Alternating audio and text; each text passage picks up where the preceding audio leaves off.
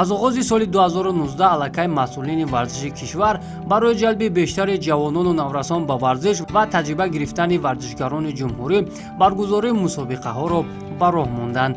ин масъулиятро бахши кор бо ҷавонон ва варзиши минтақаҳо низ ҳамаҷониба дастгирӣ намуда дар баргузории чорабиниҳои варзишӣ саҳми бориз доранд. бахши кор бо ҷавонон ва варзиши шаҳри ваҳдат дар ҳамкорӣ бо Федератсияи карате Киёкушинкаи ҷумҳурии Тоҷикистон аввалин мусобиқаи кушодро дар соли 2019 аз рӯи ин риштаи варзиш баргузор намуд. дар ин чорабинии варзишӣ 10 даста дар ҳайати 200 варзишгар аз минтақаҳои гуногуни кишвар ширкат намуданд. мо тасмим гирифтем ки ҷараёни баргузории мусобиқаро ба шумо инъикос намоем. мураббиёну намояндагони риштаи карате ва масъулини варзиши шаҳр суханронӣ намуда баргузории чунин мусобиқаҳоро миёни ҷавонону наврасон ба манфиати кор арзёбӣ карданд. воқеан ин гуна мусобиқаҳо дар тарғибу ташвиқ ва ба камол расидани варзишгарони муваффақ нақши калидӣ мебозад. зеро имрӯз таваҷҷӯҳи давлату ҳукумат нисбат ба соҳаи варзиш ва тарбияи ҷисмонӣ хеле ҷиддӣ буда барои рушди ҳама намудҳои варзиш дар мамлакат имкониятҳо фароҳам оварда шудааст.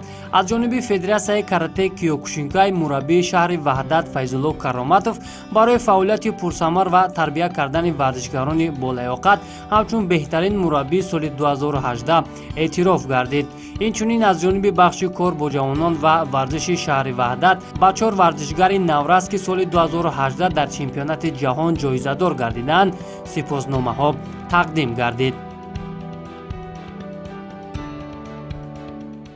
чӣ гунае ки ҳамагон медонем айни замон таътили зимистона аст. тамоми ҷавонону наврасон дар таътили зимистона қарор доранд ба мақсади ба варзиш фаро гирифтани ҷавонону наврасон.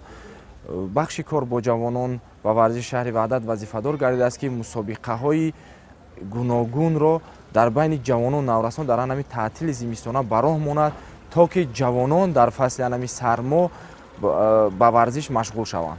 аз ҷумла аз рӯи намуди карате Киёкушинкай ки хело ҳам шогирдони худро доранд ва дар мусобиқаҳои ҷумҳуриявӣ байналмилалӣ иштирок мебарзанд ва ногуфта намонад ки дар соли сипарӣ гардида варзишгарони шаҳри ваҳдат аз рӯи намуди анамин карате Киёкушинкай сазовори 20 медали тилло гардиданд ки албатта як пешравӣ дар соҳаи варзиш бахусус дар сатҳи маҳал ба ҳисоб меравад.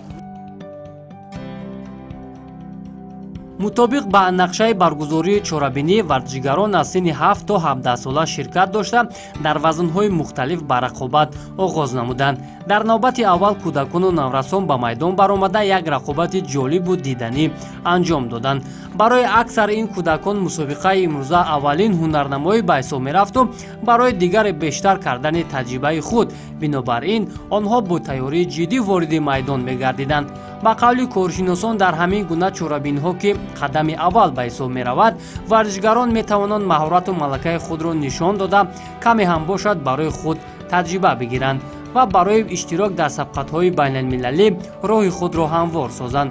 таи солҳои охир дар ин риштаи варзиш хоҳишмандон ба маротиб бештар гардидааст ки омили онро масъулин дар ташвиқу тарғиб ва баргузории мусобиқаҳои варзишӣ арзёбӣ мекунанд. чуноне ки мураббиён мегӯянд соли 2018 барои варзишгарони шаҳри ваҳдат соли бобарор буд. мусобиқаи кушоди шаҳри ваҳдатро баргузор намудем ки дар ин мусобиқо дар ин чорабинии бонуфуз беҳтарин варзишгароро ҷамъ намуда аз тамоми саросари кишварамон беҳтарин варзишгароро интихоб намуда ба мусобиқаҳои берун аз кишвар байналмилалӣ осиёӣ ва ҷаҳонӣ сафарбар намоем. соли гузашта соли 2018 барои варзишгарони мунтахаби шаҳри ваҳдат оид ба карате беҳтарин сол буд ки дар соли 2018 ба чандин медалу ифтихорнамо сазовар гаштем. аз он ҷумла дар чемпионати кушоди ҷумҳурии Тоҷикистон ва мусобиқаи ҷумҳуриявӣ дар шаҳри Душанбе баргузор гарда буд ки ҷамъоҷам соҳиби 11 медали тилло гардем, 8 медали биринҷӣ ва 16 медали нуқра сазовор гардидем ва ду шогирди худ дар соли 2018 унвони устоди ҷумҳурии Тоҷикистонро ба даст оварданд. 3 нафари он бошад номзад ба устоди ҷумҳурии Тоҷикистонро сазовор гардиданд. феълан толибилмони мактаб дар таътили зимистона қарор доранд. Аз ин хотир баргузории мусобиқаи имрӯзаро мутахассисону коршиносон як иқдоми сарвақтӣ арзёбӣ мекунанд. Воқеан ба хонандагони варзишманд ки дар ин ришта машқу тамрин мекунанд аз ҳар ҷиҳат таъсири мусбат мерасонад ва инчунин аз миёни иштирокчиёни имрӯза масъулин чеҳраҳои наву истеъдодҳои ҷавонро рӯи майдон меоранд. дар шаҳру ноҳияҳо аз ин риштаи варзиш ҷавонону наврасони зиёде тамрин мекунанд ки эшон низ бо иштироки пайвастаашон дар мусобиқаҳои варзишӣ намояндагӣ аз минтақаи худ мекунанд. аз ноҳияи шаҳри Туз ки вилояти Хатлонро намояндагӣ мекардам 20 варзишгар барои иштирок сафарбар гардида буданд ки бештари онҳо ба гирифтани мақомҳои ифтихорӣ даст ёфтанд. бино ба иқрори масъулин рӯз то рӯз дар ин минтақа шумораи каратечиён бештар мегардад.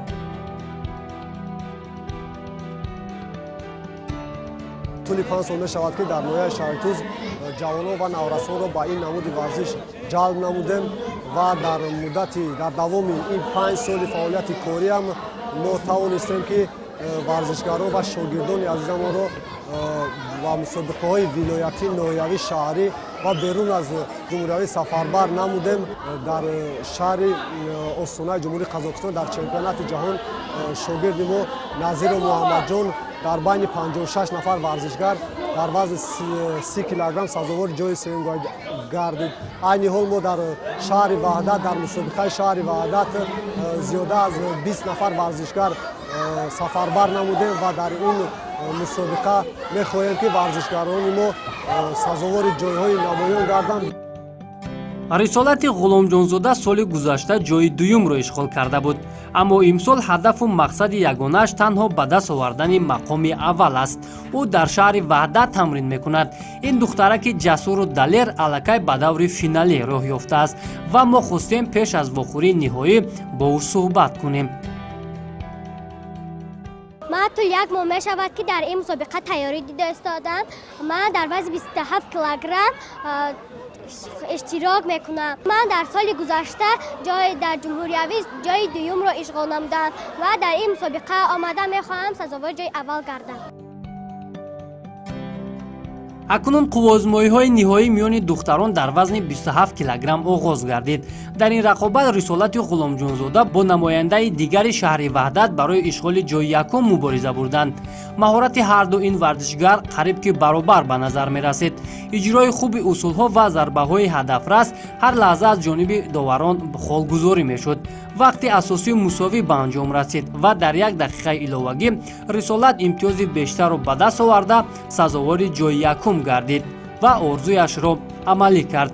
иштироки духтарон дар ин чорабинӣ гувоҳӣ аз оммавият ва рушди варзиш дар кишвар дарак медиҳад, зеро барои бонувон низ имконияти хуби машқварзӣ дар толорҳо фароҳам оварда шудааст ки онҳо метавонанд дар қатори ҷавонписарон иштирокчии фаъоли мусобиқаҳои дохиливу байналмилалӣ бошанд ва имрӯз дар риштаи карате киёкушинкай дар минтақаҳои ҷумҳурӣ духтарони зиёде пайи машқу тамрини ҳамвора мебошанд. чуноне ки дар боло гуфтем 200 варзишгар аз минтақаҳои гуногуни кишвар дар ин чорабинӣ иштирок доштанд.